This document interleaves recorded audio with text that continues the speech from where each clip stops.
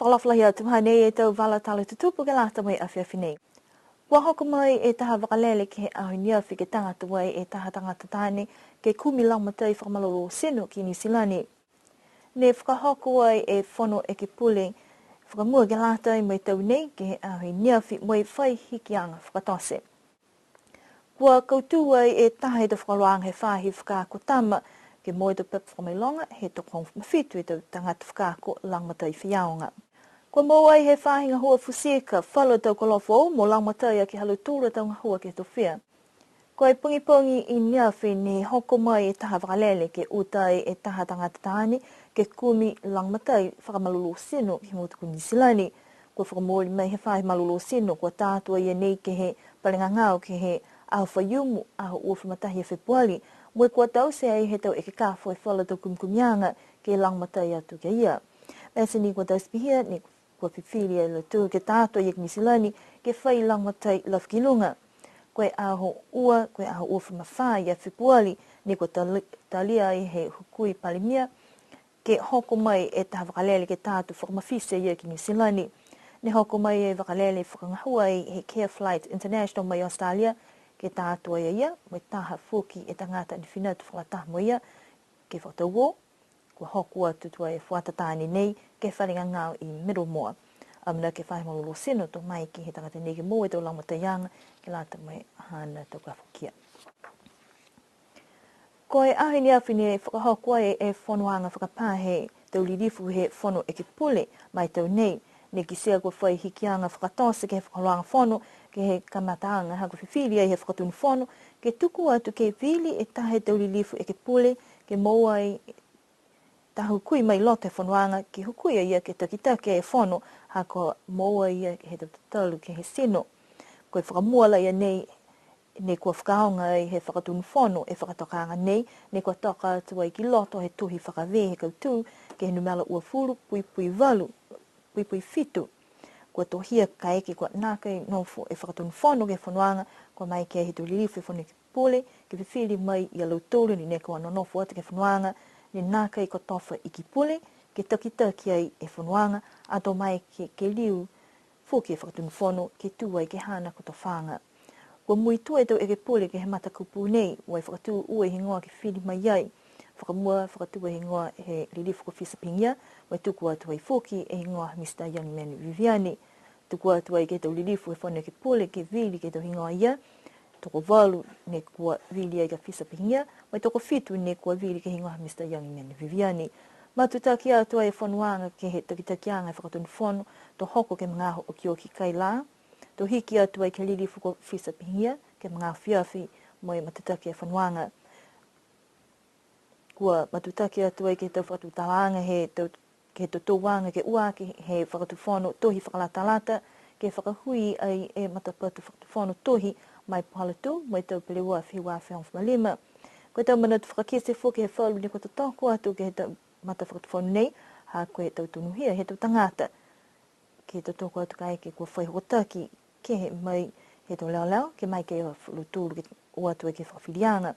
Kua lata fuke he talahau e lutulu ke kisi whakamakutu ke he tau la mata whono nei, ke maama mitaki fuke tau tangata, to mai ki ai ke whakamori whakamata whakatu whono, me mai ki ai ke whakangahua he whahingoa ngahua leo leo he tau mga himua. Ni kua kautu ai me tuku atu ai e mata whakatu whono ia, mai nā kai whakausi e te whakatu talanga, ka kua aminaki ai fuki, ke matutaki atu e whono ke he ua e whahita pui mua. Kua lahe whiawhia he whahi whakaako tāma ha kua kautu ai taha halu tūra tau whakaako angelata mo e tau tangata langmatai whaiaonga. Koe tau whakaoroanga nei ni kamata I a whipuali he tau ka mole, mo e tau whakaako anga mai aonga Open Polytechnic. Koe pōuri pō ua ne whakahoko ai e taha whakaoroanga ke tufa e tau pepa whakamailonga, malu tōlu ni kua tau stu whakaako anga mai he tau ka mole. Hoko atu mai whakatutala ai mo ia e ulu whakatonu he whahi whakaako tāma ke moa ai taha whakalaulahianga ke matangahua nei, mai ke whewhe ke whakahori ki mo e taungahua he whahi whakaako tāma.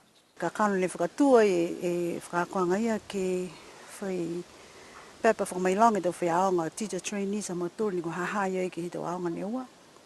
Sila he whiawhia ke he tau whaiaonga ia ko moe lo tole tau whamailanga ia. Si ngā huanga ia ni lo tole mga ni ke tau aonga i ne ua.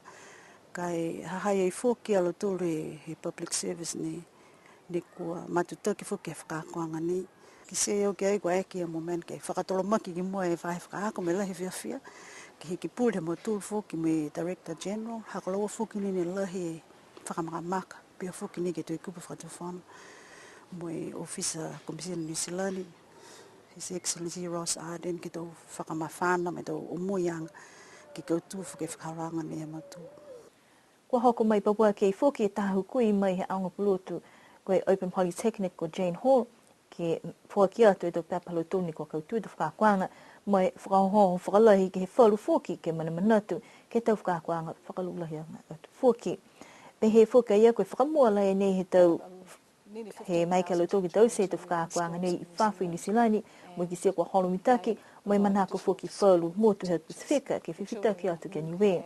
Koe taha ka kāna fōki he iloa mai kua lahi e omoianga he mai he tau whahi kehe he motu ka mata mai he whakatawhono ke hoku atu ai ke he whahi kumisina toko lunga ni silani ni kua moa I tau whakatapianga pia I fōki moe whahi pulinga hua ni kua kauwhataha I hako kisia e mahuinga he tau whahi whakako ke tau ngā hua asi hake he motu.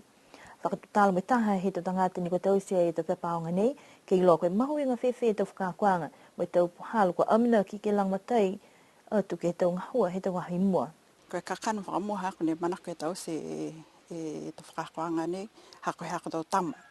Koe manako hae ke langmatai lau me tau homework lau I kaina. Ka koa e tinga hoi tau whakandiu ko mne ea kane e kumitaha approach foki. Koe mena ne ke he walateo koa manako te au ke whaiao. Koa hako ki sia hae ngā hua he officer.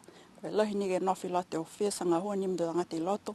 Ka koe mōne whinato ke he pokaanga. Koe ke he mai ka hae whakaako tau tama. Tunga pe he whiawhia hae he monga ona kai ai ko whaimene lote tama hako koe. Whiawhia loto hau ka ke liu ke tau setu whoki.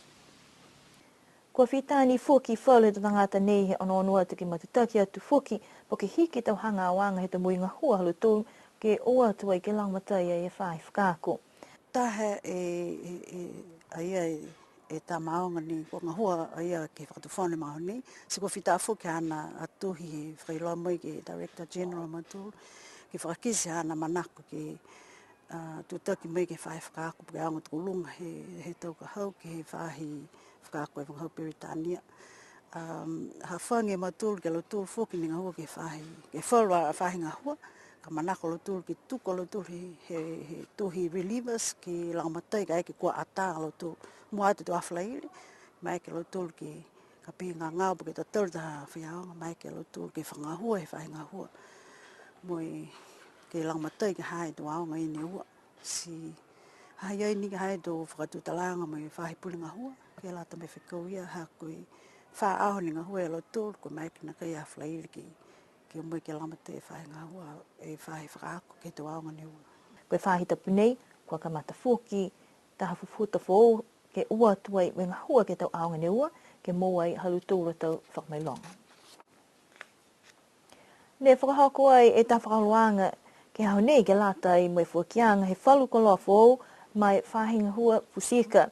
Koe whakatokanga nei ne kua whai mawehianga ne kua whita he whakamuri ai ke moa langmatai mai he whahi Ministry of Primary Industries hani silani ke he tau e kua mole atu hai e whoki whalu a tau koloa ni kua moa e he whahinga hua ke lata I me tau koloa tui tau tangata mo he whahi fusika ke kisia I he tau tangata lutulu mo halu tulu tau hua kua tofa ki ai. Hoko mai ke mga nei kua moa I whoki whalu a tau koloa lafkilunga ke langmatai atu ke halu tulu tau hua ke lata mai puipuianga ke he tau hua ke he tau whia. Kua tuku atu ai ke he lilifu kumisina toko lunga ni silani ke fua ki atu ai toko loa nei kia ia e taki he whahinga hufunua tuakau me fusika. Mai ke whakamukamuka ke a mautolo tanga hua, tunga e tō binoculars, mai ke hurua toi, kisia e tō mena mamau, ka watu ki tahi, Ka kumi do tangata mai ke motoli e muka i e onono toi me ki sia hai e do tangata ne ko mai ke motoli e lari e kumi. Si pia foki ni ke kisianga do tangata e maho nei po e maha whakamua ne ngā hua e motoli nata i hai e uniform po ke o mena e ke tui e motoli ke kisia mai mailonga do tangata hai e to tutuanga po ke to officer e whahinga hua fusika. Maho nei whakaue e motoli ke whahinga hua e whahinga hua fusika mai i New Zealand, mai ke lautolu ke whoki mai, ke mai ke mautolu ke mouai, mai ke mautolu ke tui me ki sia he tangata. Lahi e whakau he whahinga hua ke tau langmatai nei, mai amana ki ke malikiski mua halu tūla tau larianga, mai tau ngā hua ke le veka me pipui e tau whahi fusieka me tau whia Niuean. Whakau smehe nei da wala tala tutupu ke mnuina e uke uke whātapa ni hanga awat ki ai, mai li diu ke whalewea fuki ke da wala tala tutupu he whahi tapu hau. Ke anonofua, nuine po, toli diu ke whalewea.